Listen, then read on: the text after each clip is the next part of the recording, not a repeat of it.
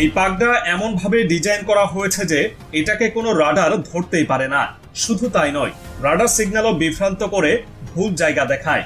বাইরের ডিজাইন অনেকটা মার্কিন B2 স্পিরিট বোম্বারের মতো হলেও কার্যকারিতা ও ভয়াবহতা অনেক বেশি।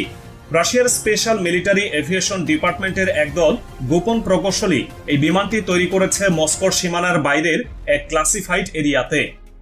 আর নির্মাণের এই গোপনীয়তা এতটাই কঠিনভাবে বজায় রাখা হয়েছে যে এমনকি আন্তর্জাতিক উপগ্রহ চিত্রও এই অঞ্চলকে ব্লাইন্ড জোন হিসেবে চিহ্নিত করেছে। পাগড়া ঘন্টায় প্রায় 1000 কিলোমিটার গতিতে উঠতে পারে, কিন্তু সেটাও এমন নিঃশব্দ গতিতে যেন আকাশের বুক চিরে একটি ছায়াও পড়ে না। এর শব্দ প্রযুক্তি এতটাই উন্নত যে এটি চলার সময় মানুষের কানে কোনো আওয়াজই আসে না। শুধু নিঃশব্দই নয়, একবার ফুয়েল লোড দিলে এই বিমান একটানা 15,000 কিলোমিটার পথ পাড়ি দিতে